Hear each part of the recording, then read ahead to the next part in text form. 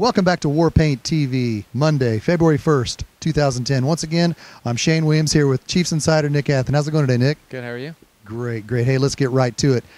Last week, Clancy Pendergrast was let go. There was some rumor online that he'd probably move to DB or another position on the defense. You called it about a month and a half ago. You said that he will be gone. What do you think about him not getting the defensive back's job that it was looking like he was going to get? What do you think about him getting let go?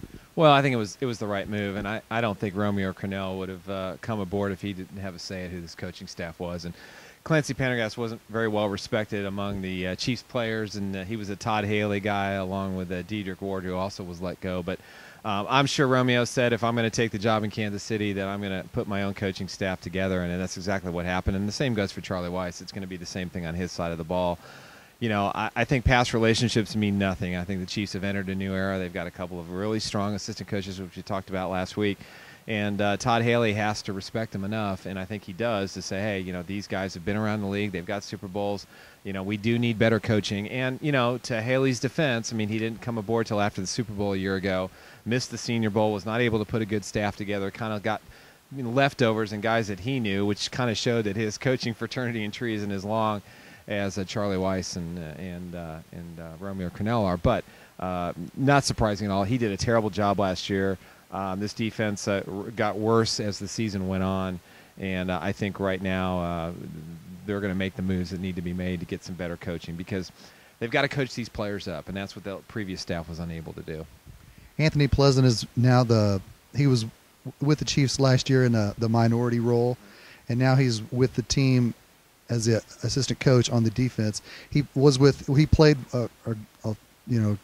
quite a bit throughout his career, and he was with the Jets when Romeo Crennel was there, and he was with the Patriots, of course, when Crennel was there too. What do you think about him coming along to be the defensive coach? Well, I think it's a good addition, because he's the guy that, you know, worked with Vince Wilfork, who's a free agent, hopefully comes to the Chiefs. Richard Seymour, you know, got his career developed. So, I mean, you need guys like that who have experience. Again, he's got a couple of Super Bowl rings. He knows Romeo Crennel. He knows the style of defense he wants to run. And I think for the Chiefs' purposes, as anybody knows, the weakness is this defensive line. I mean, Tyson Jackson, I'm not going to call him a bust, had a terrible year. I think Tamba Hali came out, you know, when he was able to pass, but Alex McGee showed some promise. Ron Edwards, you know, he's aging in the middle. So, I mean, if they're going to run a 3-4 defense, they've got to fix that front three. And right now, it needs better coaching, it needs better productive players, and it also needs some aggression by the front office to get some good free agents in. There was some talk on smoke signals about Glenn Dorsey being possibly traded to the Detroit Lions. Of course, Gunther Cunningham was a part of the coaching staff that selected him 5th overall in the 2008 draft. What do you feel about that? Do you think there is a possibility that could come to fruition, or do you think that's just talk at this time? I think so, because, I mean, he really fits a 4-3 scheme, and that's what Gunther's known for in the National Football League, is to run a true 4-3 defense. And Glenn, you know, Glenn Dorsey played very well against the run this year. I was very surprised. I think he only had 1 sack, which gives him 2 in his career. I mean, that's not enough for a starting defensive end. I think he needs to play in the middle. And if you put him in the middle, I think he'll be more productive. But I know Gunther Cunningham very well, and I firmly believe that that's a place where I think he could fit in. I know Gunther would love to have him. I think the Lions have some extra draft picks available, so I would not be surprised if he goes to Detroit. I mean, the rumor was he almost was shipped to Atlanta a year ago before the draft. So I don't think Glenn Dorsey is a permanent long-term solution for the Kansas City Chiefs. And with the Chiefs kind of, you know, when they were down at the Senior Bowl week this week, they really concentrated on the 2nd, 3rd, 4th, 5th round guys. And I think they want to acquire as many picks as possible. I don't think they can get a number 1 for Glenn Dorsey, but I think they could probably land a number 2, which will be a very high number 2 pick, and maybe even a number 5 or maybe a couple of picks. But I think that's what they want to do. They're going to try and get as many 2nd and 3rd rounders as they can this year. Are they still going to run that cover 2 defense in Detroit? Probably. I mean, you know, as long as Gunther has the personnel, you know, he took Turk McBride from the roster a year ago when the Chiefs cut him, and I think that's a good scheme for them. It's what he knows. I mean, Gunther's still a great defensive coach. I mean, any way you look at it, in the last couple of years in Kansas City, he just didn't have any talent to work with. And, you know, he clashed a little bit with Herm Edwards because, you know, the cover 2 that Herm ran and the cover 2 that Gunther wanted to run, you know, was a little bit different. But, you know, again, they didn't really have the personnel to run it the way they wanted to. But, you know, Gunther's the man in Detroit right now, and I have all the confidence in the world that he'll get that defense going. And if he thinks Glenn Dorsey's a fit, they may not find a better talent in the 2nd round for a 2nd round pick than Glenn Dorsey. Another popular topic is the Dwayne Bowe rumors. Rumors that he wants top 10 wide receiver money in the NFL. What can you tell us about that? What have you heard? Well, he's doing what I would do if I was his agent. I mean, he's the top wide receiver on a football team that really has no solid number one wide receiver.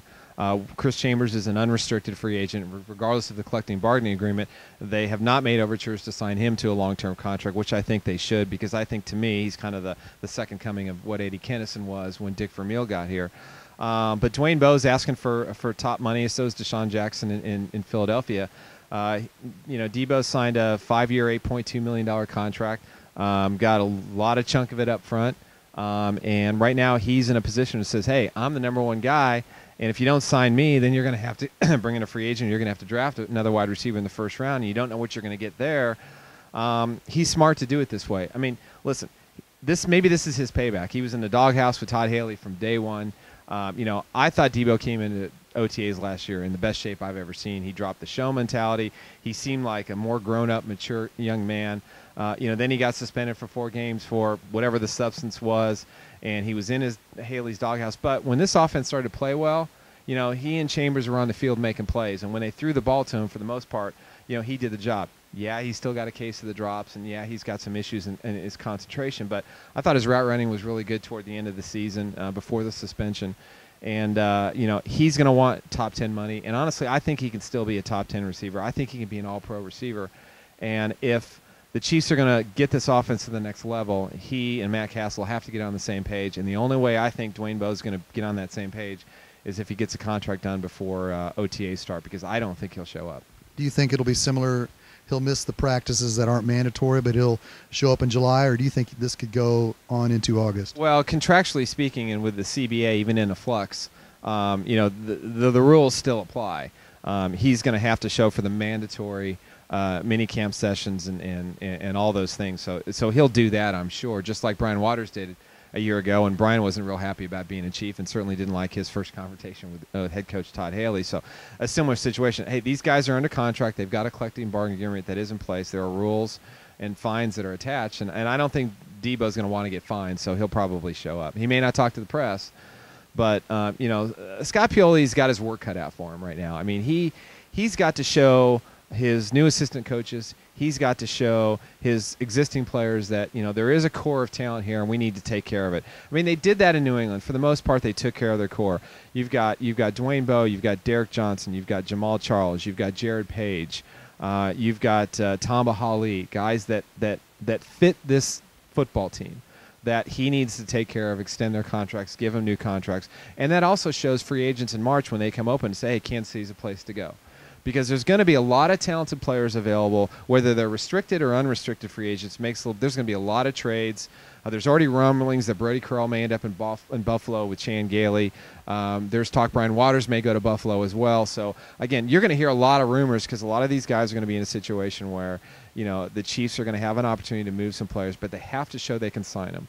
Because if you can't build within first and then go on the outside to add to the parts and pieces, it's not going to be successful.